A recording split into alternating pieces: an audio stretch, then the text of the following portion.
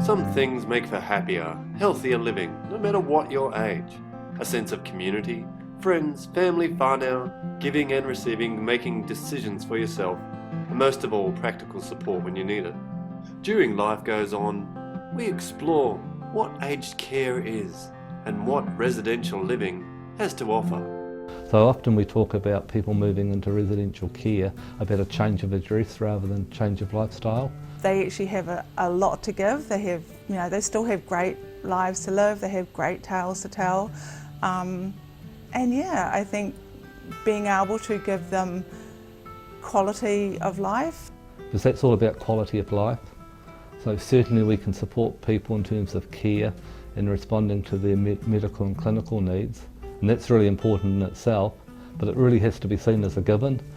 If you really want to support people to continue to have a meaningful and valued life, it's responding to some of those other needs, their social, emotional and spiritual needs. Looking to see how we can help people live a good life even though they've moved to residential care.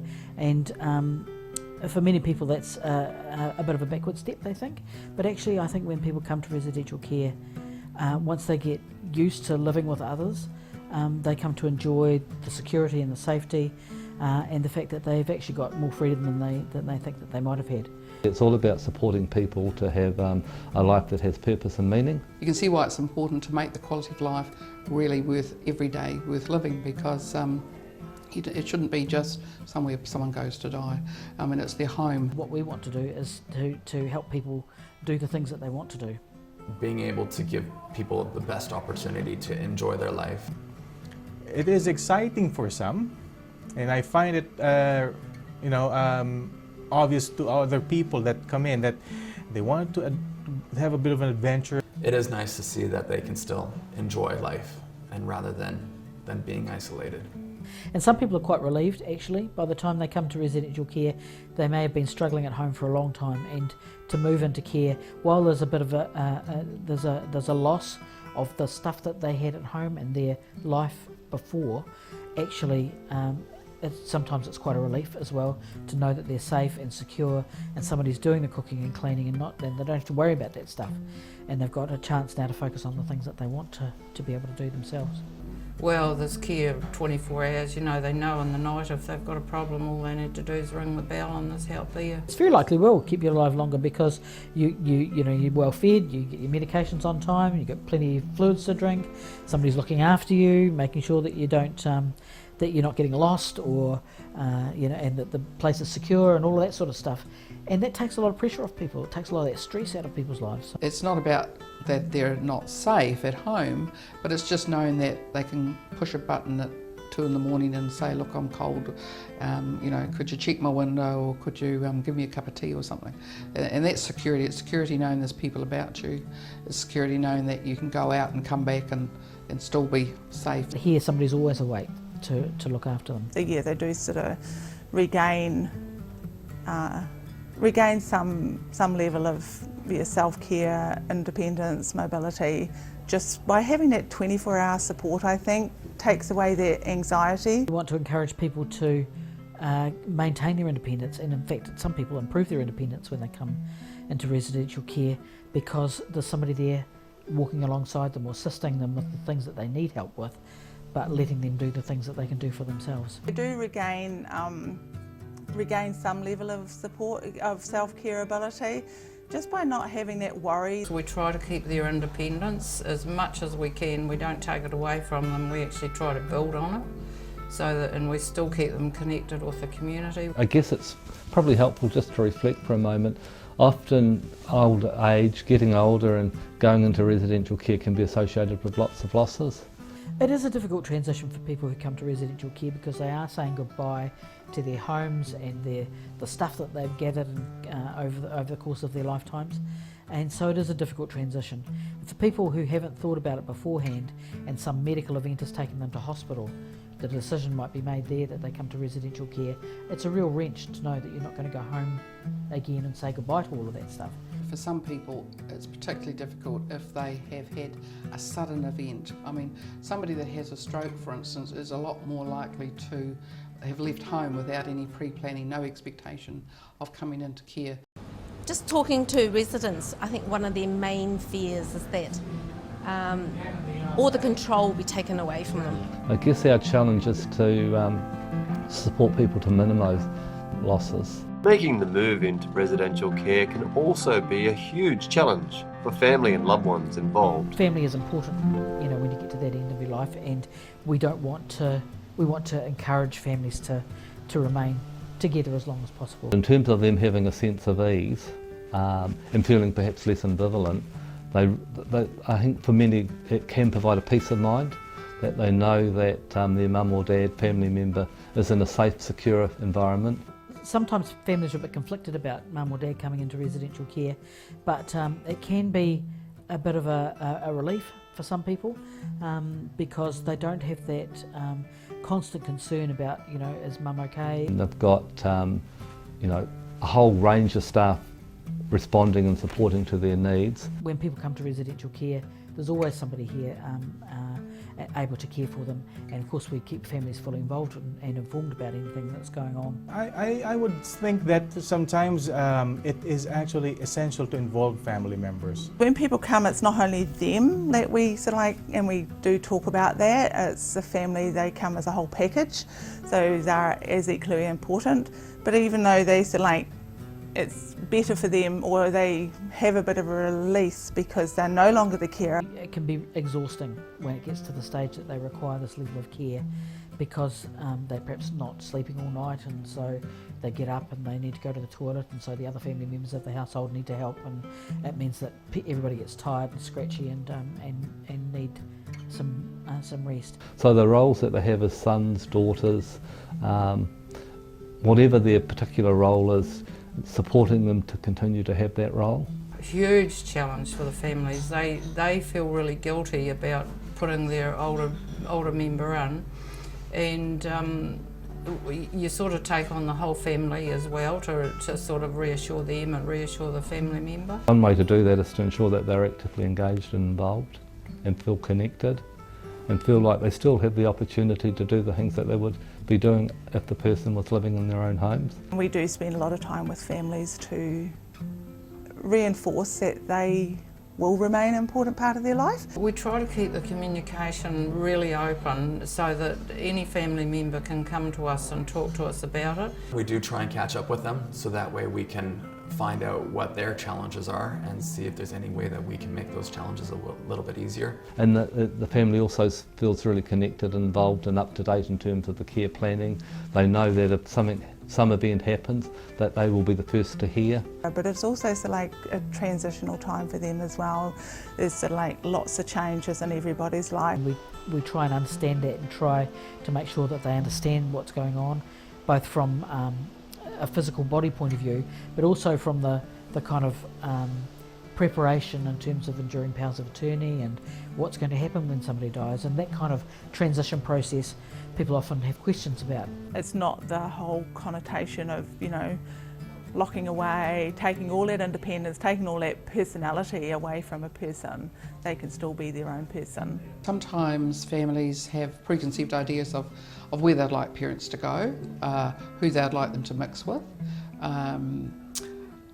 what they'd even like them to wear and what they'd like them to eat, and how often they'd like them to go out. And I mean, we have to say reasonably directly sometimes that we need to ask the resident, we need to ask the person what they want, and it isn't always what the family want. We understand it's a very difficult time. We understand there's lots of things going on in everybody's heads and everybody's life about whether this should change or what the change might mean. A lot of times we will get them involved when we can, so that way they can also see the progressions too of their loved ones to try and get them to be as independent as possible. They know that if there's any particular appointments, that they'll be given an opportunity to be involved in those. I remember this person that said to me that anytime my father has an appointment, I am the first one that you would have to call. Making sure that people feel free to come and go in terms of visiting. Families are encouraged to come in and visit at any stage that they want to, and take people out and join in those normal family occasions that they would otherwise do. And it will vary from one family to another And obviously for some families they live more remotely. So it's important that we make efforts to keep up to date. It can be very distressing for family if they don't live nearby, and they do have to rely on not just us but others to give them an honest feedback about what's happening. It might be that they're Skyping, that they keep in contact with their family member through Skyping. It may be that we keep in contact with emails or telephone calls from time to time. I think one of the biggest compliments I ever had was we had a gentleman who'd come and he had been quite socially isolated but also isolated himself from his family, and he'd been here for a few months, and the son came and he says, I feel like I've got my dad back. It's the dad of the old that he could actually talk to about different things.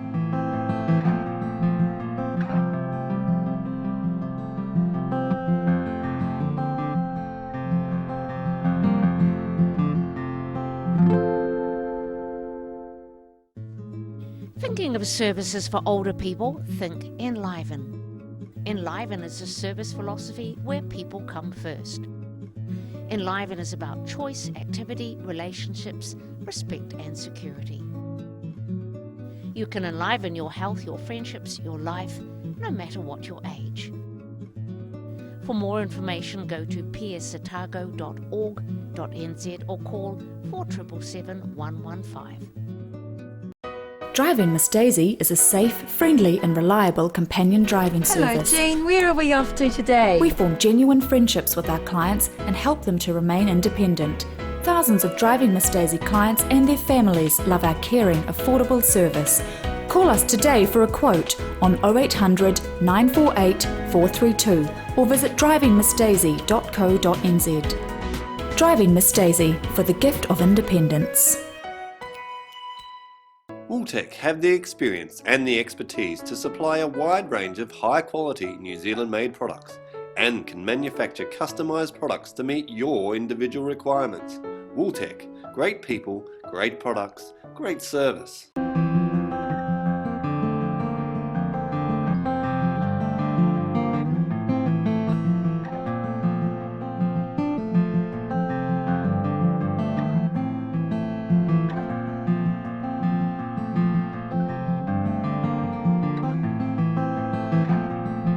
Welcome back to Life Goes On. Now, let's hear about the next steps in moving into residential aged care. People, before they can come into residential care, need to undergo an assessment. So they need to talk perhaps with their GP first, or if there's a care providing agency helping them at home, they can talk to a coordinator from there. But there's a formal process where someone is assessed by a needs assessor to determine what level of support that they need. Always a needs assessor will have a look at the situation and talk to family and talk to the person themselves and look at the options that are available to help people stay in their own home as long as possible. But when that becomes, or when the person's requirement for care exceeds what can be provided at home safely, then that's when they'll look at the residential care options. And often it can happen in a very short space of time. The person's had some major health event and suddenly they're confronted perhaps with the need to go into residential care rather than return home. The needs assessor will determine which is the most appropriate level of care and make a referral for a provider. The families get to choose the provider that they go to depending on when beds are available. And I guess we get to see people that need rest home and hospital level care. So once that's been identified that the person's eligible for that level of care, then often we will see the person and their family, and for many they will look at a number of providers before they make that really important decision at the end in terms of which home is the best for them and for their family. And so families will often ring up and want to come in and look around, with or without the person who's going to be moving in, depends on the circumstances a little bit. And they come in and have a look around, and if we've got an empty room and they like that room, then they can book themselves in and move in. And often, if possible, we will try to have contact with the person before they come into care, so we actually start getting to know them in their own environment. That's not always possible, but when it is, we certainly find that it's a really valuable thing to do. it starts to build that relationship before the person comes into care and we can see them in their own setting. What we do try to do is encourage people to bring stuff from home to personalise their rooms. If they've got favourite pieces of furniture, within reason. If they've got favourite pieces of furniture and art on the walls and photographs and their music and their, you know, the stuff that that's important to them, we encourage them to bring with them and make their room their home. We always say they can personalise their rooms, and well, what about putting pictures on the wall? So that's fine, and you know, some people have more, some people have less. And we encourage that as much as possible. So when you look at their room, it tells a story about them as a person. It's actually quite nice for the carers to actually be able to see those photos and relate to it. Identifying what's important for them, and also addressing not only what they can't do, but also looking very much at what they can do. So we endeavour to use a strengths-based approach, so we can build on abilities rather than focusing simply on deficits. There are different options for residential aged care, and there are a large range of staff and volunteers involved in the care on offer. If we look at Ross Home, it's our largest home, and that provides a variety of levels of care, including rest home, hospital level care and psychogeriatric hospital level care. And then if you move to St Andrews, that provides hospital level care, and also we have a rest home dementia unit there. And then finally Tyree Court in Mosgiel, that's our only standalone rest home. We have a range. If you look at our rest homes and hospitals, we've got managers, clinical managers, we've got registered nurses, we've got care workers. We also have a whole range of other staff that all make a really important contribution. Our kitchen staff, laundry, housekeeping staff. We've got a number of allied health professionals, OTs, physios, dietitians. We've got activity staff. So it's really a team approach. And if we're really going to be truly successful in delivering on what we believe older people deserve, everyone really makes a huge contribution to that outcome. We've got an amazing core of volunteers who come from all walks of life and provide all sorts of additional services for residents that we couldn't otherwise provide. Everything from helping out sewing labels on people's clothing, right through to assisting with outings and assisting with activities that we provide around the home. They're a great support to the activity staff, but also just coming in and talking one-to-one with people. The residents love to have a chat. They do all sorts of different activities for the people. They will take them out on individual outings, they'll go to hairdressers, hospital appointments. There are a number of regular activities available to all residents to choose to participate in, and residents are encouraged to continue their lives within the community and stay in touch with family and friends outside the care home. So I guess if you look at the home, it's making sure that we have activities that truly respond to the residents' interests and are meaningful and purposeful. So we're not just simply filling in time, but we're choosing activities that have meaning for the individual, and also activities that are very ordinary and very what you'd expect to see in any household. You know, it's about trying to kind of have people fit in with the life of the home as much as they would like to. So it's about being responsive to the needs of the individual, and we often talk about, you know, being person-centred. And so the focus is on how can we best respond to that person's needs. There is the opportunity to be included. It's not a requirement. We let them know what's happening. Some people choose to be more participative than others. But certainly, even if someone doesn't necessarily participate in the group activities or the activities of the home, we also like to see, you know, are there other things that you want to do? I think the biggest thing is just to make the most of your time. There are a lot of activities that are run through the rest home, and it can actually be quite social, which is nice. A lot of people as they get older almost go into a bit of social isolation, whereas in a rest home you can at least have a social atmosphere and be able to enjoy your days as best as possible.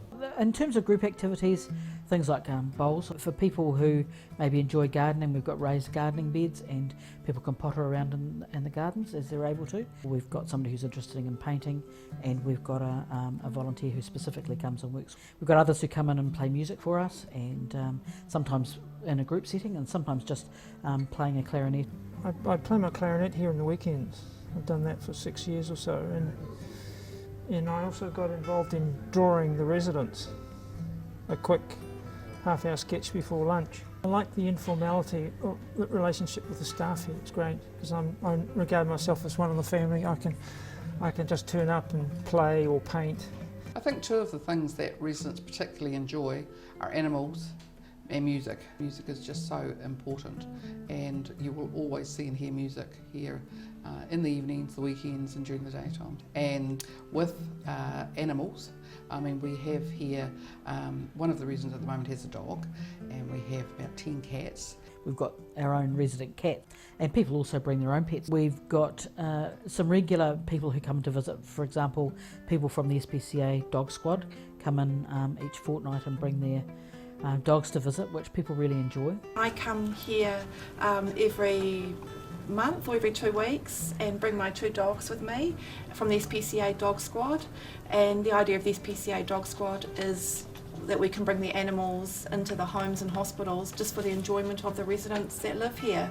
Often they've left their own animals at home and they miss the company of animals, and it always brings a smile to their face. Their faces just light up, and often people that are sitting there and not having much interaction with the environment or anyone else, as soon as they see an animal, their faces light up and they come to life again, which is lovely to see, and you think you've just brought that little bit of joy into their life. So it's lovely to see. It's really, really enjoyable to see how excited they are to see the dogs. But I think in addition to that, we need to look at how we support people to remain connected to their wider community. They go out a lot in the community, the residents do. We have lots and lots of outings. And individual people are involved in different things. So if people were involved with a group, for example, that before they came into residential care, then we try and facilitate them continuing with those groups. A lot of our people like to get out for walks, so it's actually really cool that they can still just head out for a walk and do what they still want to do, maintain some level of activity and some level of participation. And they can just enjoy their quality of life as best as possible. So we actually do find that people become more active and their life status actually improves and their general health will improve, and they just by having other people around them, they become more interactive and more socially participative as well.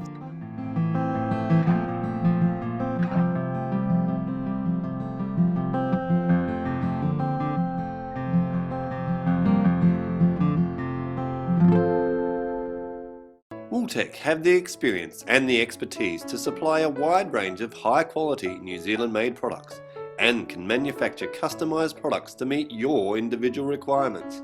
Wooltech, great people, great products, great service. Thinking of services for older people? Think Enliven. Enliven is a service philosophy where people come first.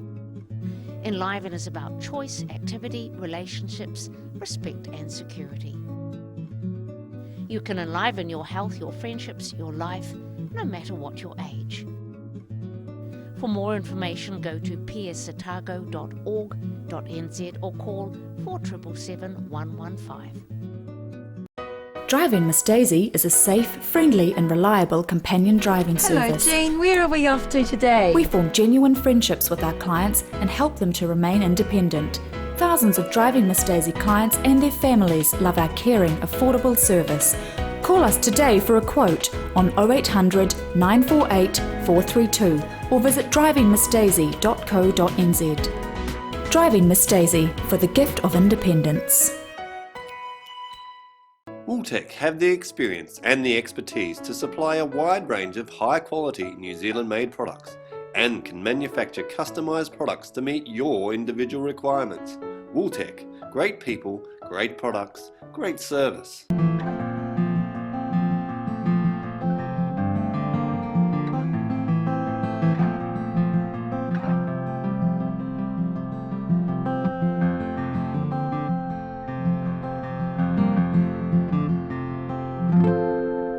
Lots of freedom here. And they can allow me to keep my dog here, which is good. And they're really willing to help you. I was surprised how easygoing it was. I've been here for 4 years this month, and I quite enjoy being here. The immediate care, it's very good. And the food, very good food. I think it was extremely draining emotionally caring for George. But now my energy is, I'm able to focus a little bit more on myself. I'm being the woman that I am rather than being the carer. He's being looked after very well. I can get on with my life. That's the big difference for me. Yes, I couldn't have managed if I'd gone back home, which was upstairs living. Very, very grateful for the size of the room so I could bring my bookcase and some of my books and photo albums. I really do like living here, and so being biased, I'll say this is the very best. I came here because my husband had been here before me. Oh, it's transformed my life altogether. It's just amazing how I came in that door and I felt quite at home. It was just wonderful. I'd had a massive heart attack and I couldn't look after myself. It's lovely here though. Everyone's so kind and everything, you know. They treat you really well. They're on hand if, you know, if anything goes wrong. It's really good. You know, there's always something to keep you occupied. I was very keen to get Mum into a place before she needed to be here, because I have seen where so many people leave it too late before they try to come in. I wondered while she still had insight to get her into a place while she could learn her way around, get to know the people. I think it's a good thing to shift before you actually have to. It would be hard to come and adapt if you were feeling bewildered and lost. But fortunately I still had a few marbles left when I came. If there's one thing I'm pleased I did do, that is moving Mum before she actually needed to be in care. Well, Alan came into Tari Court with a broken hip and he couldn't walk without the walker, you see, so he had to stay here. He couldn't come home. I couldn't have carried on where I was. They said to me, now don't go in unless you're really positive that you've got to. And I said, yes, I've got to. You know, it's nicer here. You've got other people around you to talk to you. Well, I'm Joyce and George, and I'm a resident here at St Andrew's home. I was very lonely at home, and it's good because I feel so safe. And I don't have to worry about cooking or housework. And always being warm. You know, you don't have to worry about lighting the fire. The people who work in residential care, the carers and the nursing staff and all of the other people who work here, they work in the setting because they've got a passion for the work that they do. The staff, care workers are actually amazing because they are the ones that actually see them mostly every day. I have a new respect for staff who work in facilities because there are a lot of challenges they face on a daily basis, and you have to be blessed with a great deal of patience. Just like helping people and being able to give people the best opportunity to enjoy their life. I'll continue to do it because I do love it and I like working with the people I work with. I mean, everybody has got good stories, and every time I talk to them, it's like an opportunity. I really enjoy the working with the residents and listening to their stories and hearing them talk about their lives. I'm very passionate about what I do actually. I'm passionate about the care and support of older people. They actually have a lot to give. They have, you know, they still have great lives to live. They have great tales to tell. I think what I normally would say to people if people are starting to explore whether this would be the right for them or a family member is to visit lots of different places. Well, I think they need to come in one of the homes and visit and see what's on offer. Come on and have a look, get a feel of the place. Go around, have a look, ask questions, write down all your questions before you get there. Come and have a look. Just see things are just ordinary, just like our home.